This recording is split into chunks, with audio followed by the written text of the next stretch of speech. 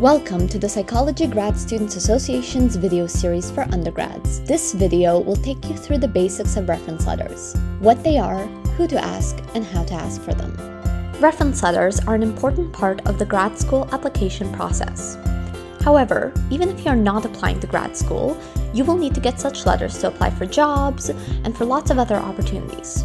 Today, we will focus on how to get reference letters for graduate school.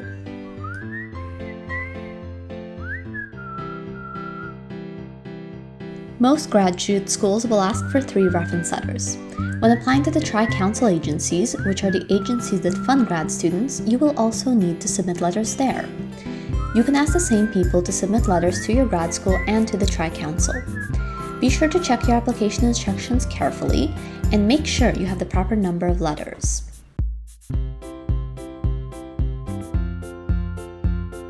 So you know how many letters you need. Now, how do you go about getting them? There are lots of people you can ask for reference letters. First, be sure to check whether your grad school application instructions indicate who you should ask. For example, some graduate programs will ask for 2 academic references and 1 clinical reference. This would mean that you would ask some of your professors and then someone who has supervised any clinical work you have done, like a supervisor at a mental health organization. If your application does not give you specific instructions on who to ask, you have several choices. It is most common to ask your professors. However, you can also ask other people who have gotten to know you. For instance, if you volunteered in a lab, you might ask the professor who leads the lab, even if you never took their course. Depending on the type of program to which you are applying, you might ask someone who has supervised you in a mental health-related job.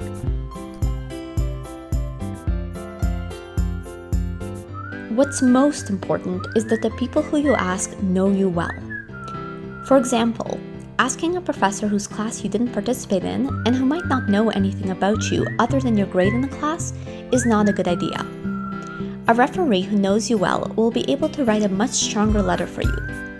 If you're just starting your degree and aren't sure how to get involved on campus and get good references, be sure to watch the PGSA's next video.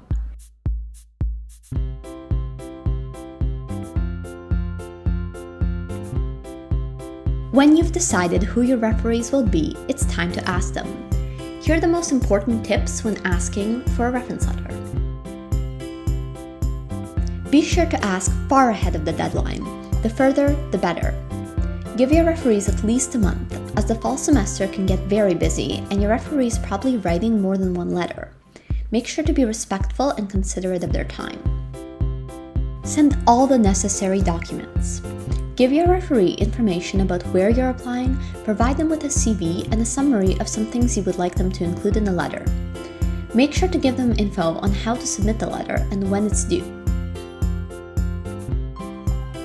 Finally, when you write an email to ask for a reference letter, don't just ask if they're willing to write you a reference letter. Ask if they're willing to write you a positive letter. This will give you assurance that your referee knows you well enough to write you a letter that will benefit you in the application process. Make sure to keep all this information in mind when going through your grad school application process.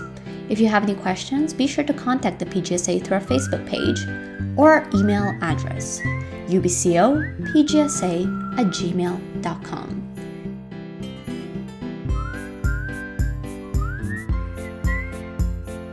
Thanks for watching this video, and we'll see you in the next one.